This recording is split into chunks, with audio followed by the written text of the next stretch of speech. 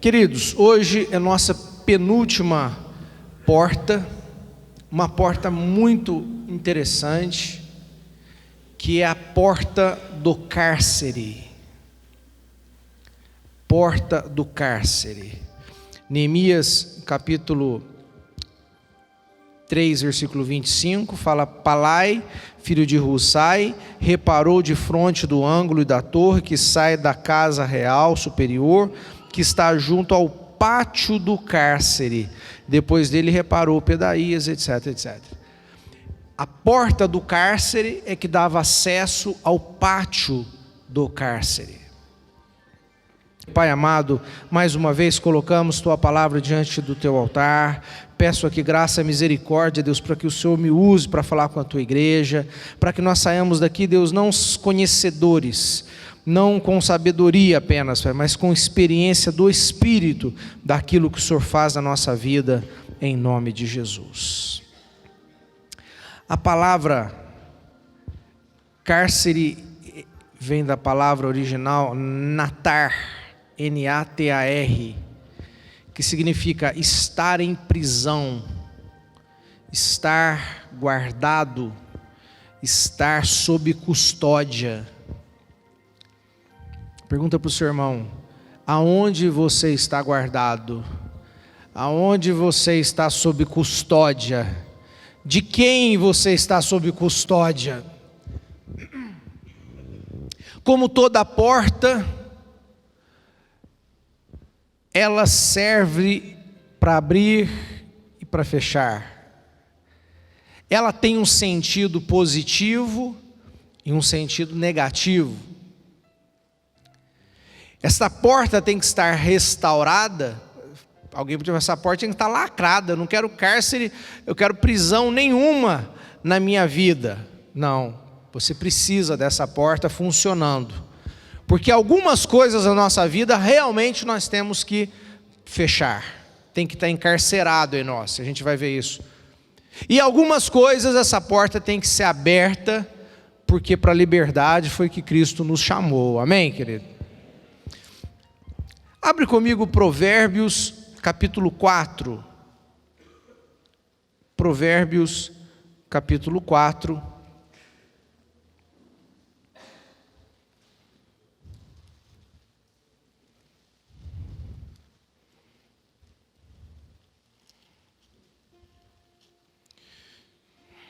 versículo 23, diz o texto: sobre tudo o que se deve guardar, guarda o coração, porque dele procedem as fontes da vida. Porta do cárcere, lugar onde está sobre guardas, sobre prisões. Mas essa palavra, esse verbo guardar, que nós acabamos de ler, sobre tudo que se deve guardar, guarda o coração, é da mesma raiz da palavra natar, que é natsar, que significa pôr sob proteção, vigiar, manter com cuidado, preservar, guardar com fidelidade. Essa cárcere importante para nós é aquele que guarda a fonte da vida. E a Bíblia diz que a fonte da vida é o nosso coração.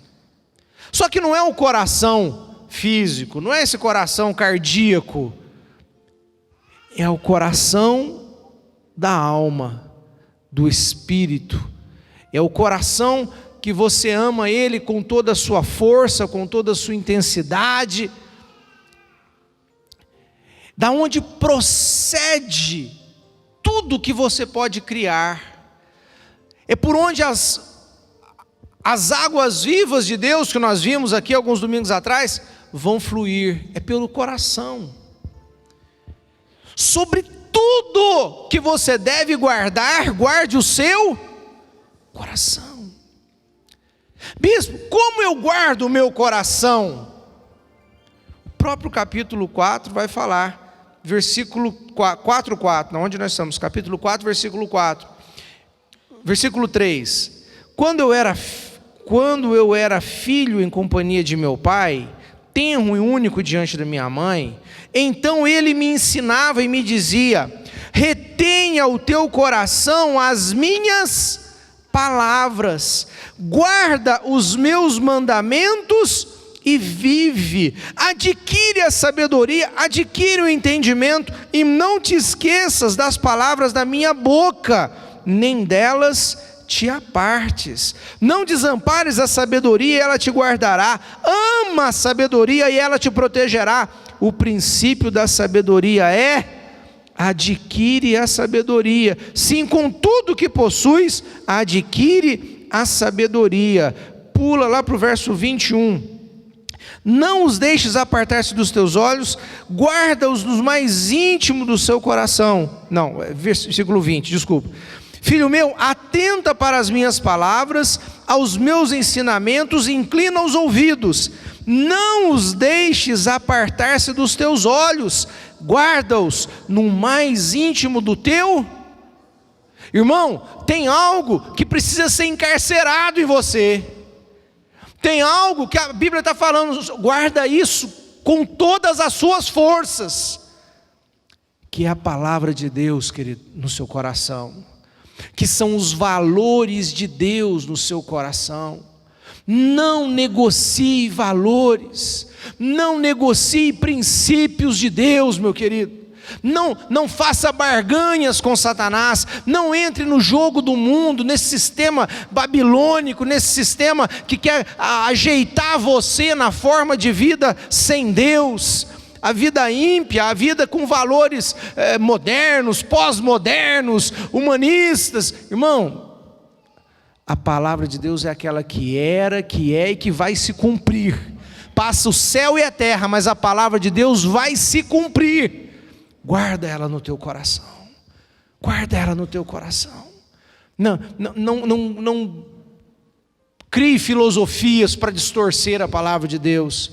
Bispo, mas tem hora que a Bíblia é muito dura, é muito difícil de obedecer. É assim mesmo, irmão, é igual remédio amargo. Mas a hora que você obedece, ela traz vida sobre você, ela vai trazer bênção sobre você, e ela deve ser guardada no coração. Posso ouvir um amém?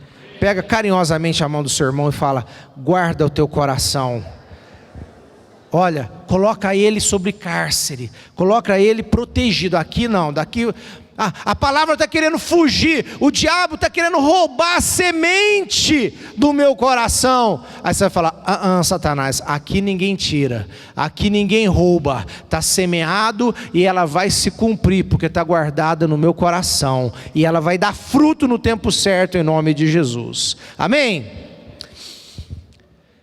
O outro lado do cárcere é um cárcere que precisa ser aberto. E por que precisa ser aberto? João capítulo 8, um texto muito conhecido, João 8, a promessa que Jesus nos deu, falando sobre cárcere, 8:32. E olha como que as coisas vão se vinculando. João 8:31. Disse, pois, Jesus aos judeus que haviam crido nele. Quantos aqui creem em Jesus? Então é para nós essa palavra, amém? Se vós, igreja de Itajubá, se vocês permanecerem na minha palavra, sois verdadeiramente meus discípulos, e conhecereis a verdade, e a verdade vos libertará. Quando eu permaneço na palavra, quando eu encarcero, quando eu prendo a palavra em mim, não abro mão dela, eu permaneço nela, eu vivo ela, eu amo ela. O efeito, eu me torno discípulo de Jesus, verdadeiramente sois meus discípulos, e vocês serão libertos. Deixa eu te perguntar uma coisa: o que te prende hoje? qual é o cárcere da sua vida hoje? Qual é a prisão? Como que eu vou saber? É aquilo que você não consegue sair, é aquilo que você não consegue romper. Ah, já sei, é o meu casamento, está difícil. Não, irmão, não é sair do casamento, mas é sair das doenças do casamento, é sair dos defeitos do casamento. Todo casamento pode ser melhorado, amém?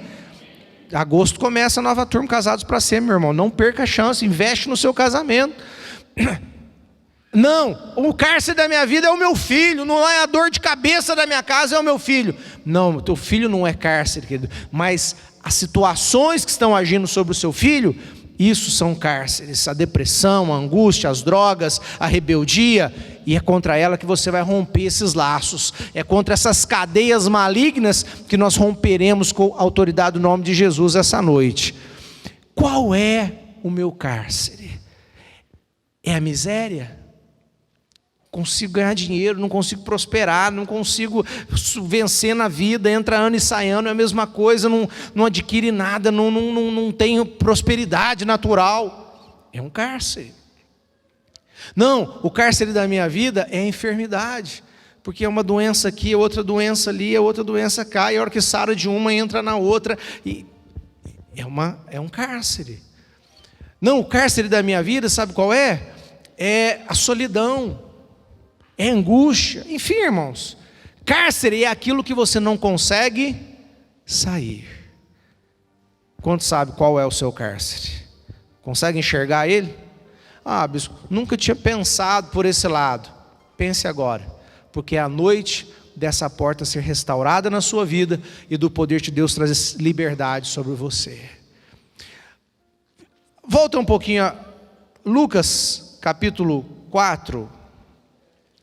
Jesus cita um texto do Velho Testamento.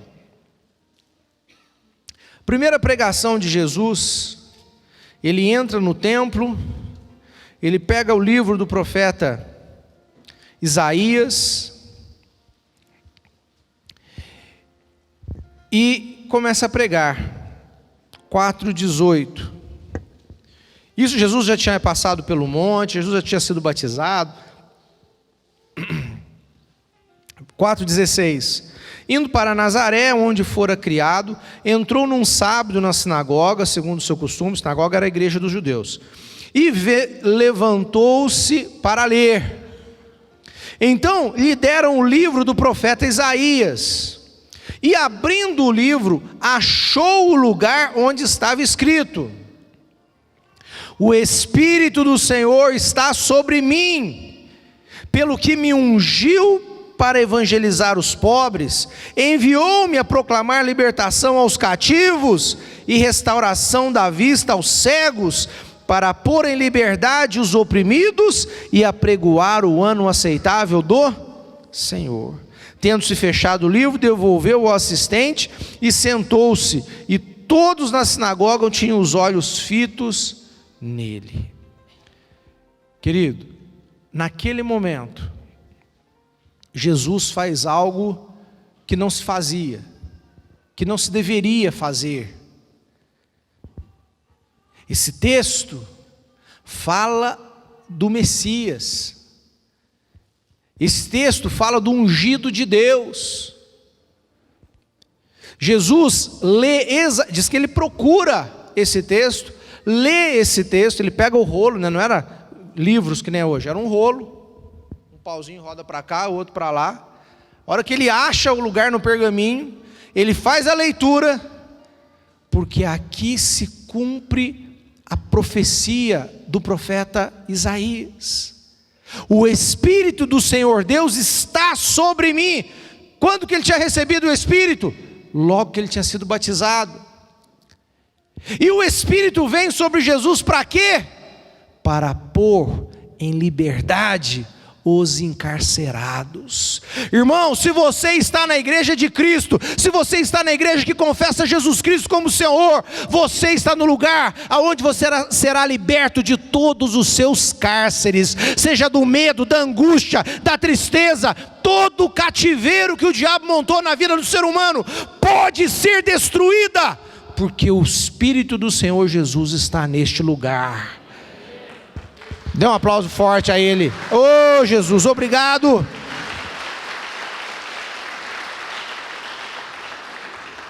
O apóstolo Paulo entende esse negócio e fala de outra forma.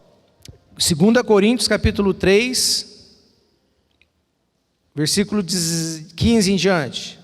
Mas até hoje, quando é lido Moisés, o véu está posto sobre o coração deles. O que ele está falando? Se você crê só no Velho Testamento, se você está preso só na lei de Moisés, é como se você não entendesse, é como se você estivesse lendo com apenas vultos, porque você tem um véu na sua frente, e com o véu você não consegue enxergar claramente, você enxerga só vultos. Mas quando você está em Cristo, o véu é retirado, e aí você tem a revelação. Revelação é tirar o véu, revelar. Igual hoje não faz mais isso, né? Mas antigamente revelava a fotografia. Quem é dessa época, né? Todo mundo, né? Revelava. Ali eu só tinha como é que chamava aquilo? O negativo, né? Um filme, o negativo do filme.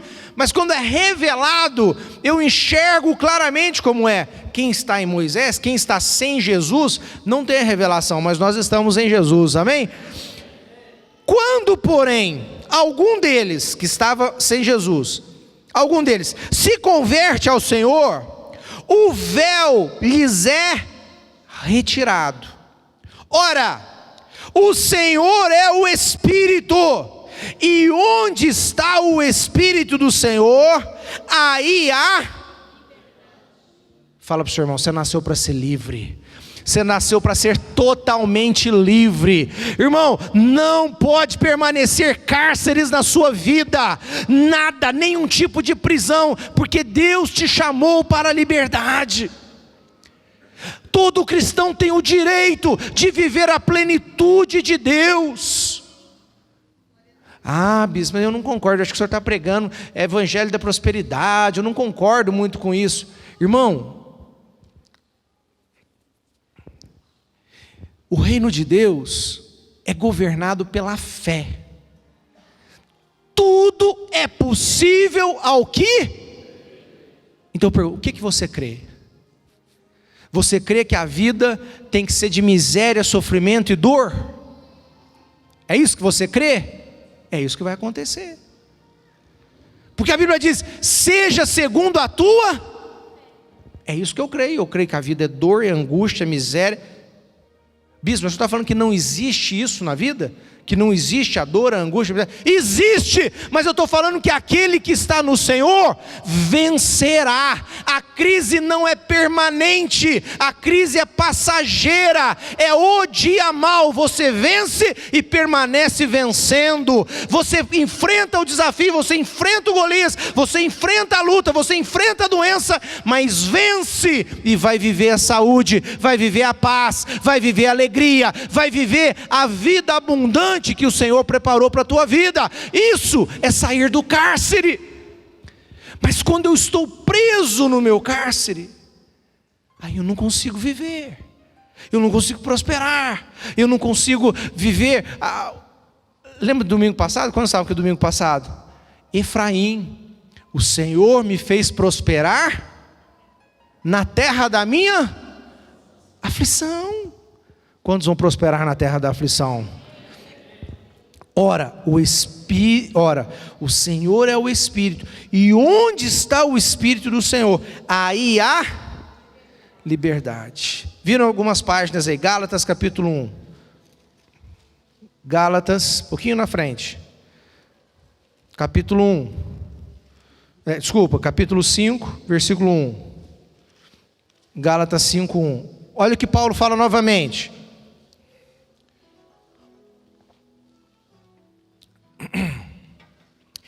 Para a liberdade foi que Cristo nos libertou. Permanecei, pois, firmes, e não vos submetais de novo a jugo de escravidão. Irmão, presta atenção para você entender o que está acontecendo. Esse povo era judeu, Esse povo não conhecia Cristo, não conhecia a liberdade da graça do Espírito Santo, mas pela pregação de Paulo, pela igreja, eles se converteram a Jesus, receberam o Espírito Santo, receberam a plenitude da graça, da libertação, o direito de serem desencarcerados, de serem livres. Só que de repente começou a entrar umas frutas podres no meio da cesta, e começou a criar uma fermentação, começou a criar uma mudança de mentalidade, uma mudança de pensamento, fazendo com que aqueles que já estavam em Cristo, que já estavam vivendo a liberdade, começassem a retroceder, a voltar para a vida cativa. Por que eu estou falando isso? Porque esse processo de libertação, esse processo de sair do cativeiro, não é único, não é uma única vez, é uma guerra constante. Pode ser que você tenha vencido um cativeiro quando você se converteu, e hoje você está enfrentando ele de novo, porque ele volta. O diabo não quer que você viva a plenitude da liberdade, por isso é uma guerra constante, é uma guerra que você tem que ficar atento o tempo todo. Olha as palavras de Paulo: permanecei, pois, firmes, e não vos submetais de novo, novamente, vocês estão voltando, vocês estão retrocedendo ao jugo da escravidão. E ele continua: eu, Paulo, vos digo que se vos deixar de circuncidar, Cristo de nada vos aproveitará. De novo testifico a todo homem que se deixar circuncidar, que está obrigado a guardar toda a lei. De Cristo vos desligastes, vós que procurais justificar-vos na lei, da graça decaístes, porque nós pelo Espírito aguardamos a esperança da justiça que provém da fé. Porque em Cristo Jesus nem a circuncisão nem a circuncisão tem valor algum, mas a fé que atua pelo amor. Aí ele pergunta: vós corrieis bem, quem vos impediu de continuar a obedecer à verdade? Você estava indo bem, querido, você estava caminhando bem, você estava entendendo o domínio da fé, a autoridade do nome de Jesus, o poder de ser livre, de ser abençoado. Agora você está retrocedendo, você está voltando a práticas de uma outra estrutura religiosa.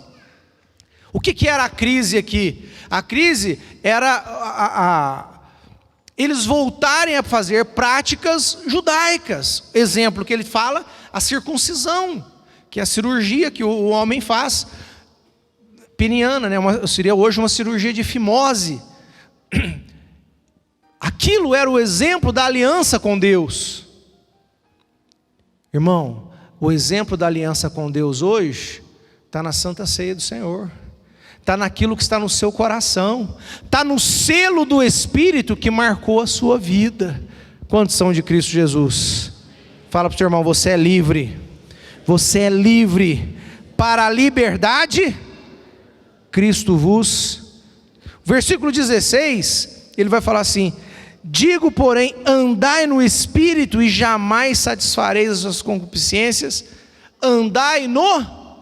Se eu estou no Espírito, o Espírito é o poder, o Espírito é a sabedoria, o Espírito é o entendimento. Se eu estou cheio do Espírito, eu estarei livre dos cativeiros. Mas se eu abandono o Espírito, se eu apago o Espírito, se eu entristeço o Espírito de Deus na minha vida, se eu começo a andar na carne, em vez de eu ler a Bíblia, eu vou assistir televisão. Em vez de eu falar das coisas de Deus, eu vou contar a piada suja. Em vez de eu me encher das coisas de Deus, eu vou encher das coisas do mundo. Antes eu ouvia louvor, agora eu vou ouvir música sertaneja, sei lá o que, funk. Irmão, o que você está colocando em você? Sobre tudo que você deve guardar, guarda o teu.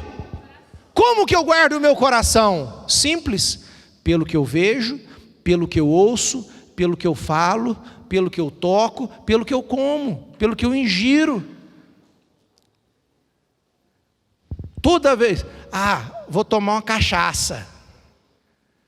Cachaça não tem nada a ver com coração, tem a ver com o fígado, Será? Ou será que a cachaça tem a ver com a cabeça, com o coração? Não vai te deixar louco? Não vai te deixar com o efeito do álcool? E você não vai começar a falar, a Bíblia fala isso, você vai começar a falar coisas desconexas, você está bêbado. Você deixou de guardar o seu coração. Quantos querem guardar o coração? Vou fechar, querido, com 3 informações. Não fecha o assunto, né? Eu acho que o assunto é muito amplo. Mas tem 3 cativeiros, tem 3 cárceres que você precisa entender muito bem na sua vida. O primeiro cárcere é o cárcere literalmente de demônios. É o cárcere que eu chamaria aqui o cárcere da possessão. Abra comigo Lucas capítulo 8. São só esse mais 2 textos, a gente vai orar. Lucas capítulo 8.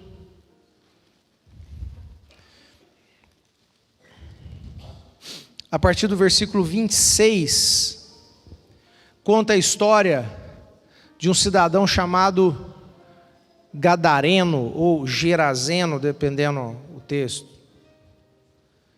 E é um homem que perdeu completamente o domínio da sua vida. Esse homem já não se vestia, esse homem já não se alimentava, esse homem morava no cemitério, esse homem era preso com cadeias, grilhões. Esse homem chegou no nível mais inferior, mais destrutivo que um ser humano pode chegar. Ele foi totalmente possuído por demônios. Bispo, graças a Deus, não estou nessa situação. Amém. Também creio que não. Se você for fazer uma visita lá no CMTA, você vai encontrar com muita gente nesse quadro parecido. Se você for debaixo dos pontilhões, em algum lugar aí, você vai ver muita gente. Pessoas que perderam tudo. Pessoas que não têm mais autoestima, pessoas que não têm mais família, não têm renda, não têm dinheiro, não têm sonho, não tem nada. O dia se resume a uma embriaguez, uma pé de crack, para mais um dia esperando a morte chegar. São situações onde o diabo destruiu tudo.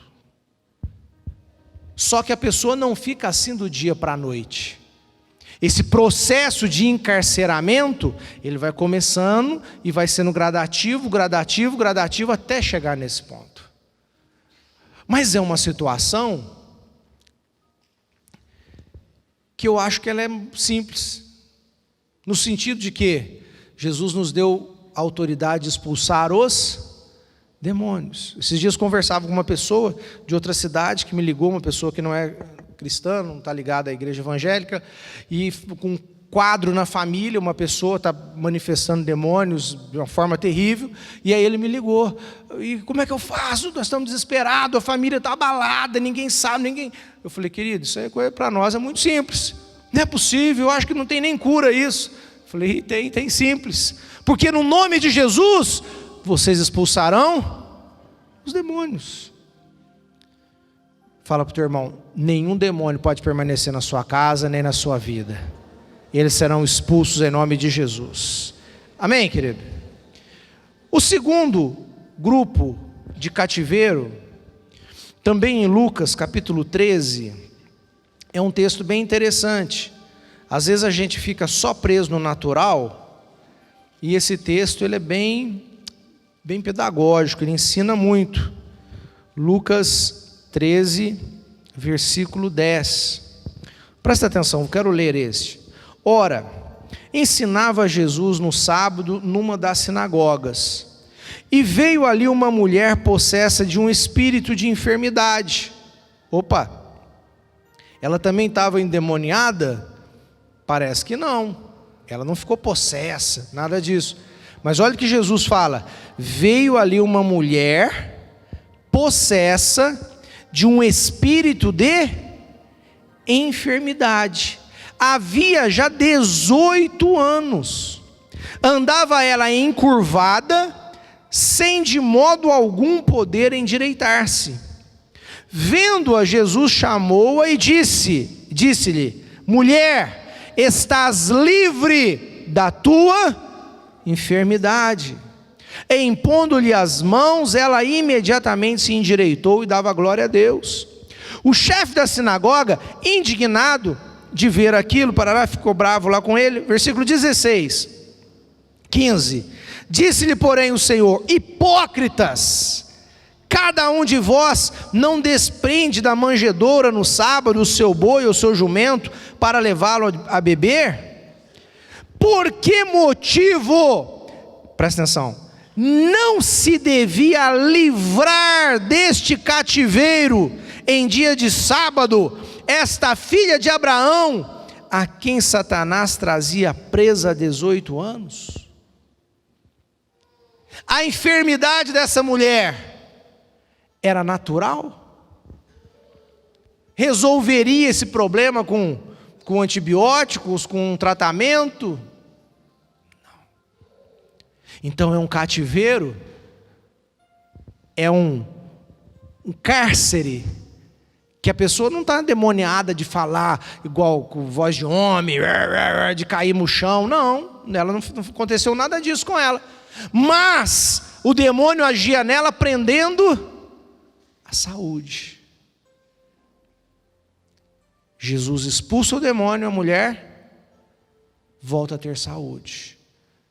Isaías 53 fala: o Senhor levou sobre si as dores e as enfermidades. Irmão, você tem direito de ter saúde, e saúde até você morrer. O dia que apagar a luz você vai descansar, mas enquanto você estiver nessa terra, você vai ter saúde em nome de Jesus. Amém? Fala para o teu irmão: vida e vida de qualidade, vida com qualidade, não é meia vida. Todas as dores foram levadas. Amém? Último, e esse eu quero gastar uns minutinhos a mais. Último cativeiro, que talvez seja o pior de todos eles. Essa foto, ela é ilustrativa, né? Não quero chamar ninguém de cavalo aqui, mas eu queria que nós nos colocássemos na posição desse cavalo e que nós analisássemos essa foto agora. Um cavalo que deve pesar aí de 400 a 500 quilos, imagino eu, preso para uma cadeira igual essa que você está sentado. Quantos quilos pesa essa cadeira? 2 quilos? 1 quilo? Essa cadeira tem poder para prender esse cavalo, fisicamente falando? Mas ele está preso. Ele ficará por horas ali. O que prende esse cavalo? O que mantém esse cavalo encarcerado? É a cadeira? É a rédea? O cabresto? Ou é a sua mente?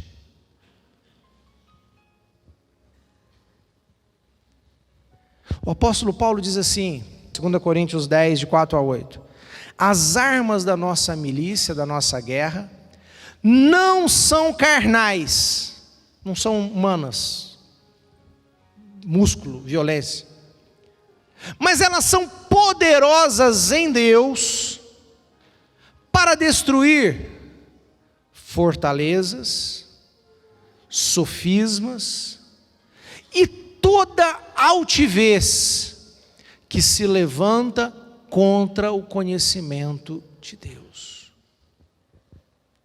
No meu ponto de vista, meu querido, essa batalha é a batalha de todos nós que estamos aqui nessa noite. Talvez alguns estejam enfrentando batalhas espirituais, demônios, possessões, isso faz parte. Ou outra minoria, demônios de enfermidade, também faz parte. Mas eu garanto para você que 100% de quem está me ouvindo aqui enfrenta essa luta. Porque são os cárceres que prendem a sua vida. São as prisões que não são reais, que são sofismas, são mentiras, que o diabo colocou dentro da nossa mente, dentro do nosso padrão de raciocínio, dentro da nossa capacidade mental de enxergar e de acreditar, que nos impede, que não nos permite a viver a plenitude do que Deus tem para mim e para você. Isso impede a fé, isso impede o relacionamento com Deus, isso impede com que as promessas de Deus se cumpram, isso impede com que o espiritual, a Bíblia fala que nós somos abençoados com toda sorte de bênçãos nas regiões celestiais. Cadê essa bênção? Por que ela não se materializa? Por que ela não acontece na minha vida? Porque ela está bloqueada. Ou Deus ficou mal? Ou Deus não quer nos abençoar? Deus quer nos abençoar. Ele já falou, está consumado. Mas tem um cabresto ali me prendendo. Tem um cabresto de miséria me prendendo. Tem um cabresto da enfermidade me prendendo. Tem um texto que eu gosto demais desse texto. Ele é terrível, é uma desgraça. Mas esse texto fala muito. Abra comigo, João, último texto da noite, não, penúltimo. João capítulo 5. Olha que história. Jesus chega até um homem, João 5, versículo 1. Passadas estas coisas, havia uma festa dos judeus e Jesus subiu para Jerusalém. Ora, existe ali junto à porta das ovelhas, que a gente já viu, um tanque chamado em hebraico Betesda, o qual tem 5 pavilhões. Neste jazia uma multidão de enfermos, cegos, coxos, paralíticos. Imagina o ambiente. Imagina você chegar na beira de um poço, uma fonte, lá de um tanque, lotada de cegos, coxos, paralíticos, enfermos. Imagina aquele ambiente. Aí se você vai ver o versículo 4, ele está entre parênteses. Ele não faz parte do original, mas ele explica porque eles estavam ali. Por que esse bando de gente doente estava naquele mesmo lugar? Eles estavam esperando que se movesse a água, porquanto o anjo descia em certo tempo, agitando-a, e o primeiro que entrava no tanque, uma vez agitada a água, sarava de qualquer doença que tivesse. Esses homens acreditavam no mito, eles acreditavam numa lenda, eles acreditavam numa superstição. E essa superstição, que é uma mentira, desculpe, que é algo que está na mente humana, fazia com que todos esses doentes permanecessem naquele lugar. Há quanto tempo? Olha ali, estava ali um homem enfermo havia quantos anos? 38 anos, Fábio. Eu tenho 43, é a minha idade menos 5 anos, parado num lugar com um monte de gente fedida, com um monte de gente reclamando da vida, com um monte de gente queixando de dor, com um monte de gente perdendo a sua vida, acreditando que o anjo ia descer, que as águas iam mexer e que ele podia ser curado. De repente, Jesus chega nesse lugar, verso 6, vendo deitado e sabendo que estava assim há muito tempo, perguntou-lhe, agora vem. Jesus olha para ele e pergunta: você quer ser curado? Você quer ser curado, meu amigo? Ele estava ali há 38 anos para quê? Para ser curado? Será? Será que ele queria realmente ser curado? Jesus perguntou para ele: você quer ser curado? Resposta: Senhor, Não tenho ninguém que me ponha no tanque quando a água é agitada, pois enquanto eu vou, desce outro antes de mim. Irmão, se eu quero ser curado, a palavra é só uma: sim. Você quer ser curado? Quero! Me cura! Mas ele não falou isso. Sabe o que ele fez? Ele deu desculpa. Ele justificou a sua dor. Ele se colocou na posição de vítima. Senhor, eu sou injustiçado, Senhor. Porque quando vem, eles são mais rápidos do que eu. Senhor, não tem ninguém para me ajudar, Senhor. Por isso que eu não consigo ser curado. Querido, a posição de vítima é um cárcere. Vou mexer na tua ferida agora. Se você é daquela pessoa que sempre se coloca: coitado de mim, porque lá em casa eu sou o mal amado de todos. Eu acho que eu vou sair dessa igreja porque o bispo não me dá atenção. Coitado de mim, não me visita. Eu sou a esposa mais mal amada da terra. Eu sou o marido mais mal cuidado da terra.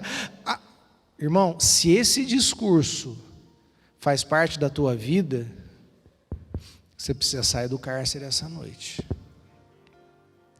Porque isso é um cárcere.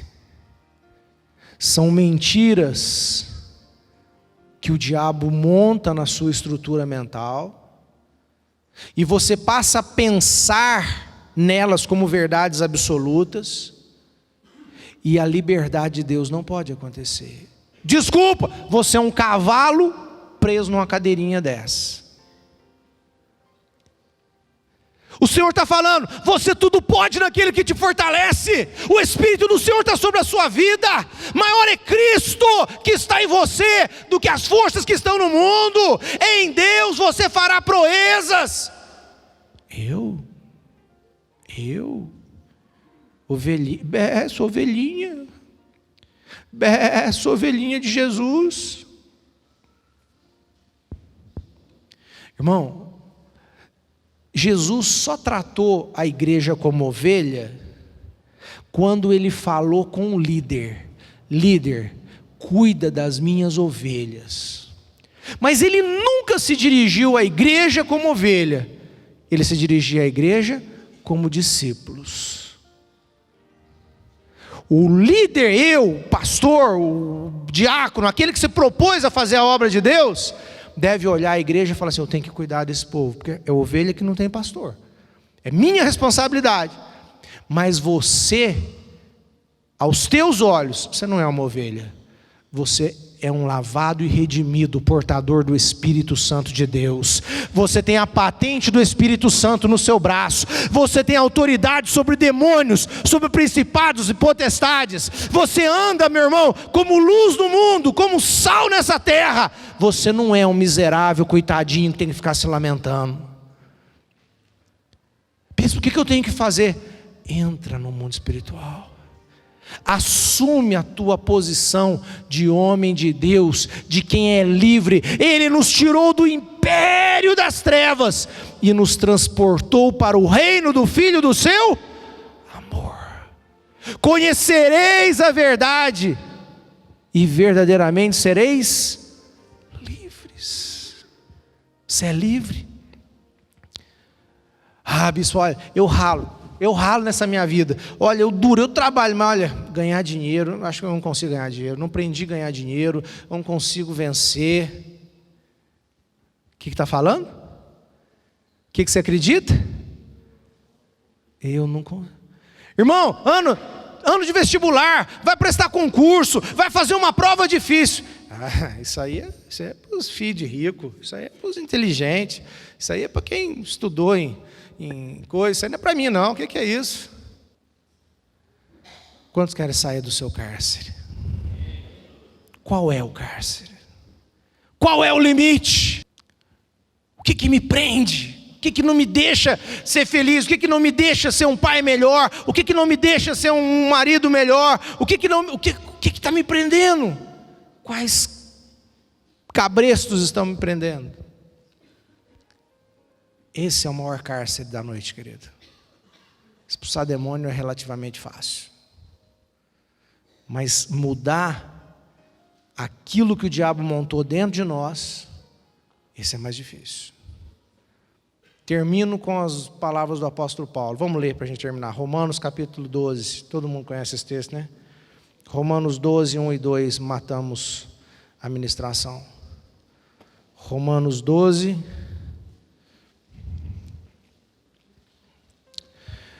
Rogo-vos, irmãos de Itajubá, pelas misericórdias de Deus, meus queridos, que apresenteis o vosso corpo por sacrifício santo, sacrifício vivo, santo e agradável a Deus, que é o vosso culto. Sabe como que eu traduzo esse versículo? Olha, eu quero que você apresente a sua vida diante de Deus, eu quero que você apresente o seu viver, a sua vida na prática, não é filosófico, não é o que você pensa, não, é a sua vida prática, os seus resultados, aquilo que você é como pai, como profissional, como pastor, como líder de célula, como um amigo, aquilo que você é na vida, o vosso corpo, você fisicamente. E aí ele diz, e não vos conformeis com este mundo ou século. Como assim não? Eu sou inconformado com a política, eu sou inconformado com isso. Não é nada disso. Não é esse ódio das coisas erradas, não é isso não. O texto que está falando assim, olha, e não fique da forma, vem cá, aula de culinária agora. Você é a massa do bolo, bateu na batedeira, está molinho, colocou na forma redonda, assou, que forma que você vai ter? Redonda. Botou na retangular, como que você vai ser? Retangular. Na quadrada, quadradinho. Naquela de florzinha, de florzinho. Você será moldado na forma que te colocarem, ok? Desde que você nasceu até hoje, o diabo tem preparado formas para você. Você não pode, você é burro, você é fraco, você não serve para isso. Quem é você para fazer tal coisa? Quem que você está pensando que você é? Você é incapaz, teu avô era pobre, teu pai era pobre, você também tem que ser pobre. Padrões de pensamento, padrões que estão governando você. Você está na forma, você está formatado ali para ser isso. Então ele fala, e não vos conformeis com este século, mas transformai-vos, como? Pela renovação da vossa. Está entendendo o que eu estou dizendo? Esse último cárcere, meu irmão, é o cárcere que tem que mudar o padrão de pensamento. Eu não dou conta, isso não é para mim, eu não consigo. Opa! Eu tudo posso naquele que me fortalece. Tudo é possível aquele que eu creio. Se eu creio, é possível. Isso aí não tem mais. E esse casamento, esse menino aí no crack, esquece disso, pede a Deus para morrer logo. Não, vai ser o maior testemunho dessa cidade. Vai, na onde abundou o pecado, superabundou a graça de Deus. Tudo é possível. É uma mudança de padrão de pensamento. Na primeira reunião nossa, né, eu amo demais o Bispo Rodovalho, que ele é isso aqui. Primeira reunião nossa lá, ele já começou, queridos, olha, eu queria começar aqui louvando a Deus, agradecendo a Deus pelo nosso Brasil, por tudo que está acontecendo no Brasil. E eu, na minha estupidez, vocês estavam falando, nossa, o que será o fim disso? Não vai afundar, é bolsa, não sei o quê. Ele começou, a primeira palavra assim, gente, o Brasil vai se levantar com uma glória que ele nunca viu. Deus trazendo luz, Deus está limpando, Deus. É a ótica. É você vê o problema, corre do problema de medo, ou você vê o problema como uma oportunidade de você sair melhor, mais forte, mais pronto. Quantos querem viver, ter a tua mente transformada, querido? Se isso acontecer, termina. Para quê? Com o propósito de experimentar qual seja a boa, agradável e perfeita vontade de Deus. Se eu não saio do cárcere mental, eu não consigo experimentar a vontade de Deus para a minha vida. Eu não consigo aceitar os desafios de Deus para a minha vida. Pensa no jovem rico. O pai estava lá no céu olhando e falou: cara, você vai ser um apóstolo. Cara, eu vou te levar. Paulo vai fazer Europa. Eu vou levar você lá para a China. Eu vou levar você lá para o posto oriental. Você vai ser o apóstolo. Você vai mudar a história. Mas ele olhou as vaquinhas dele, ele olhou os bezerros, olhou os cavalos. Não consigo largar isso não. Prisões. Trocou uma eternidade, uma história de tesouros incorruptíveis, para construir uma riqueza que os filhos dele devem ter brigado por ela, deve ter dado até morte naquele negócio. O que você quer para a sua vida, querido? Quantos querem ser livres em nome de Jesus? Mas eu queria que você fechasse os olhos agora e olhasse para o seu coração. De tudo que se deve guardar, guarda o teu coração. No que o teu coração está preso? No que tem? Quais são as sementes? Quais são as prisões, os cárceres que o diabo montou na sua vida, querido, e que precisam ser destruídos, precisam ser cancelados nessa noite. Espírito Santo, é contigo agora, Senhor. Só o teu poder pode destruir os cárceres. Só o teu poder pode anular sofismas, mentiras, pensamentos mentirosos, pensamentos que nos prendem a coisas pequenas, que nos impedem de viver o melhor, de viver o mais intenso, o mais verdadeiro, de viver os pensamentos do Senhor que são maiores do que os nossos pensamentos.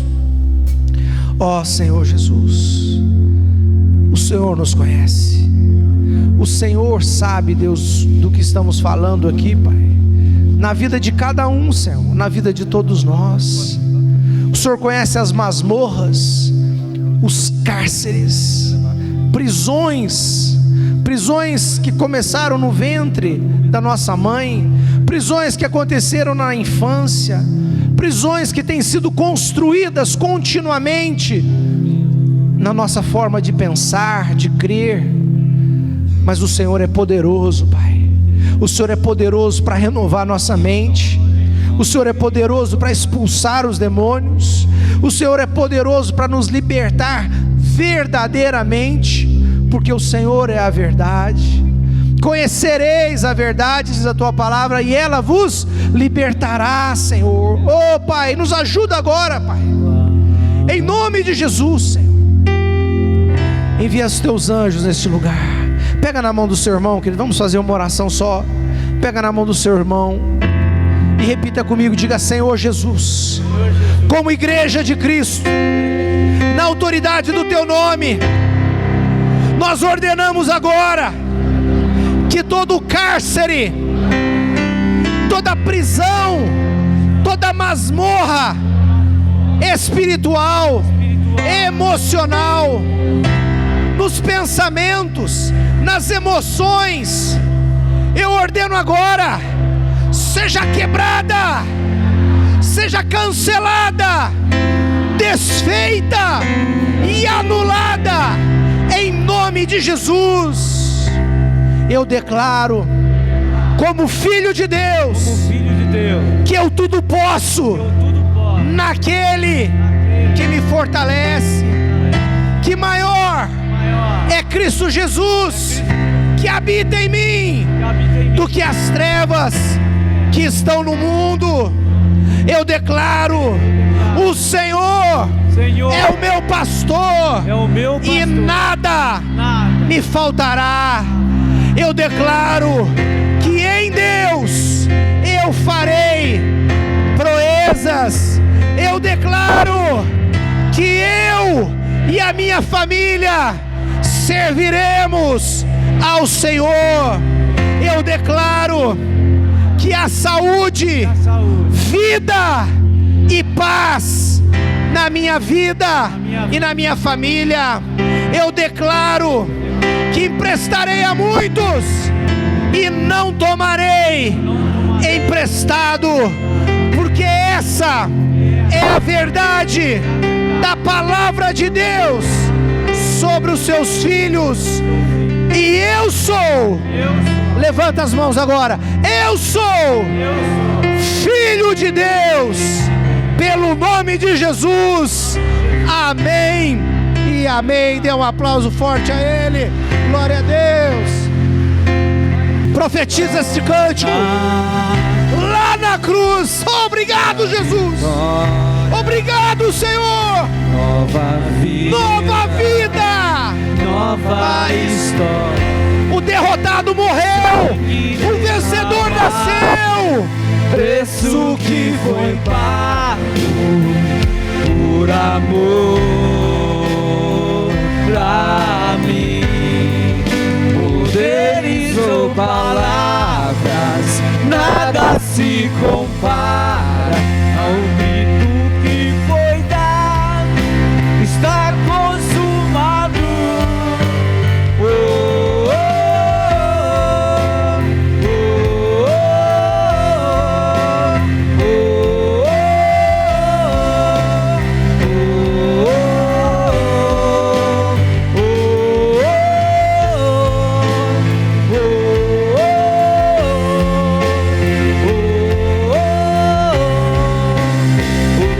Filho de Davi,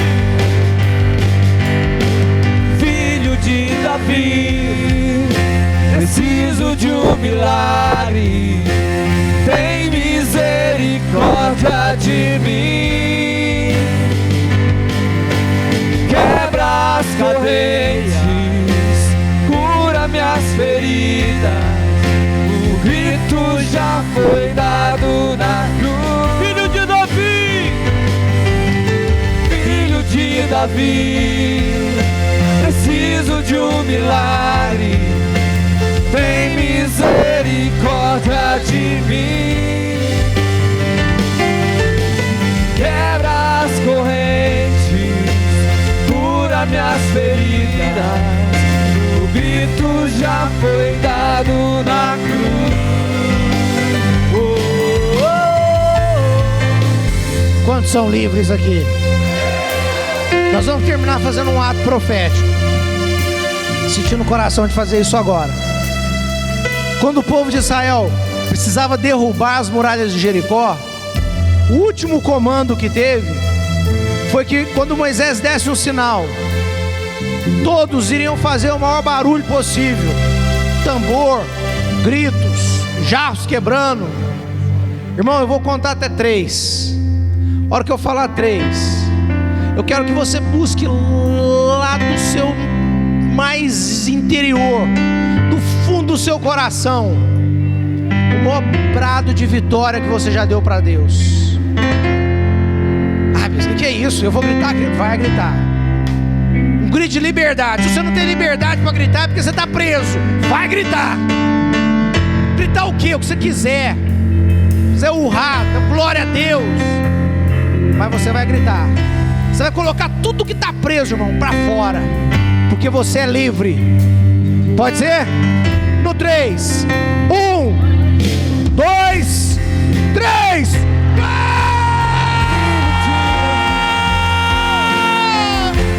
Que o Senhor te abençoe, te guarde, te dê a paz.